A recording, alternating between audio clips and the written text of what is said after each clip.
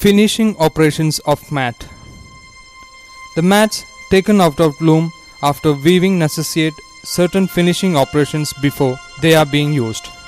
The different finishing operations adopted for mats are follows: squaring, tying, tacking in, binding and stitching, preliminary clipping, smoking, shearing, trimming, final clipping, beveling, passing, squaring.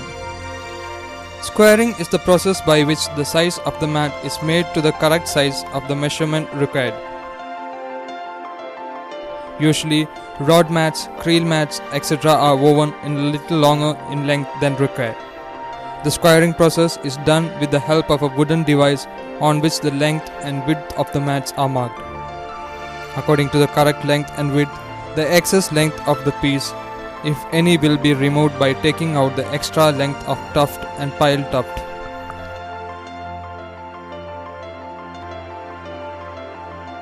Tying. Tying is the process to which involves the tying of the protruding warp threads at both sides of the mat with the help of jute twine, so that the pile tuft are prevented from coming out from the edge.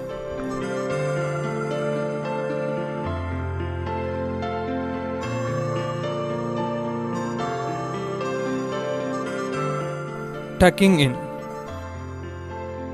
Tucking in is usually adopted for double chain fiber mat and creel type of mats.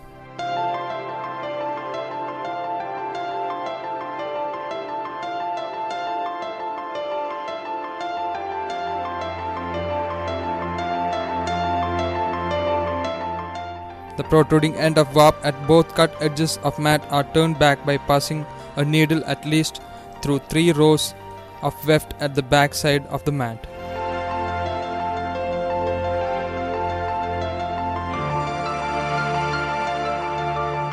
This process, besides ensuring strong edges, prevents the weft and pile structure from loosening while in subsequent use.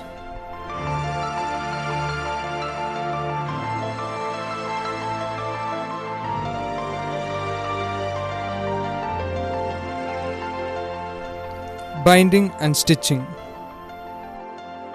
In this process, coir braid is put all round the mat and stitched with the body of the rod mat.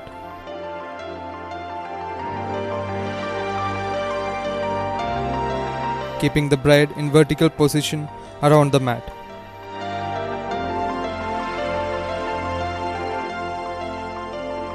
Usually for mats having a low pile less than 45 mm, 5-ply, and for mats having higher pile height of 45 mm and above 7-ply, coir braid of hard traced yarn are used.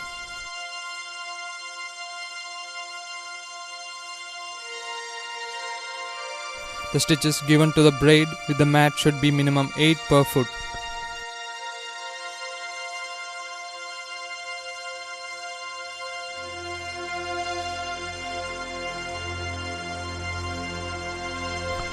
Preliminary clipping.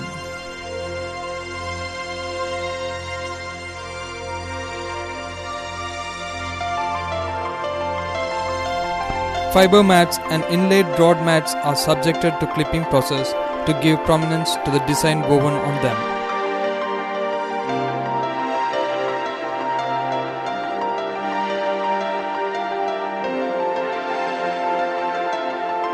This process is carried out before shearing by cutting the outlines of designs with the help of a small scissors.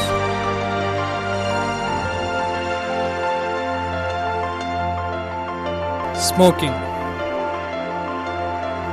Smoking gives brightness in color to the mat. The sulfur smoke produced by burning a mixture of rolled sulfur and alum is allowed to encircle in a closed chamber in which the mats are stocked suitably so as to allow the mat to absorb the smoke throughout the mat evenly. The mats are kept in the chamber for about 8 to 12 hours. The quantity of sulfur and alum for the smoking depend on size of the smoking chamber and the quantity of mats to be smoked. For 100 numbers of mat of average size, 4 kg sulfur and 125 g alum is required.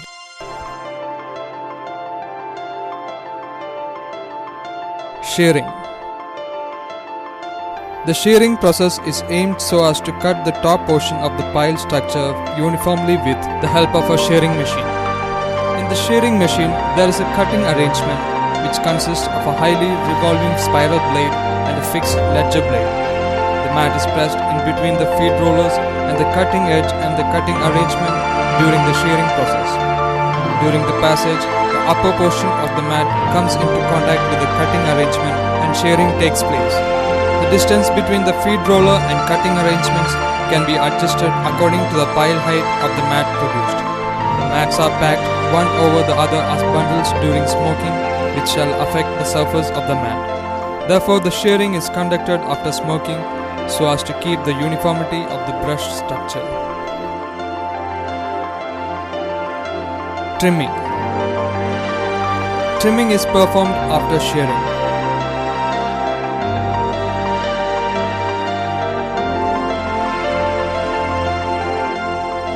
Here the brush at the edge of the mat is cut uniformly so as to offer a neat edge to the mat using big scissors.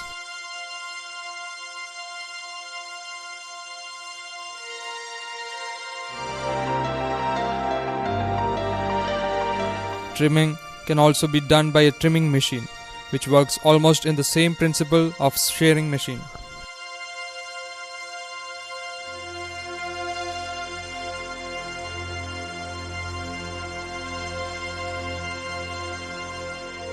Final clipping.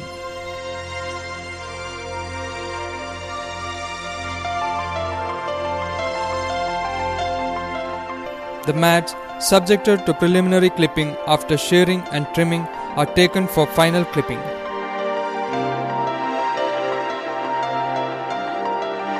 A final finishing cut is given during the process of preliminary clipping.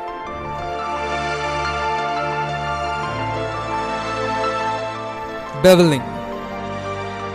Stenciled mats are also subjected to final clipping, in which the outline of the designs are given a thin cut with the help of scissors so as to give the design more prominence.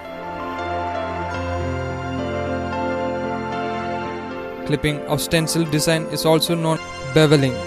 The cutting is not as deeper as in the case of preliminary clipping. Beveling is done on the mat after stenciling to give prominence to the stencil design.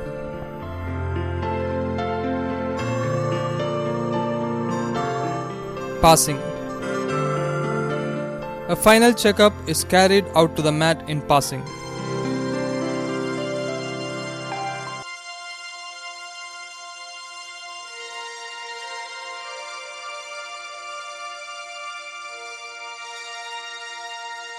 Packing is conducted only after passing the mats.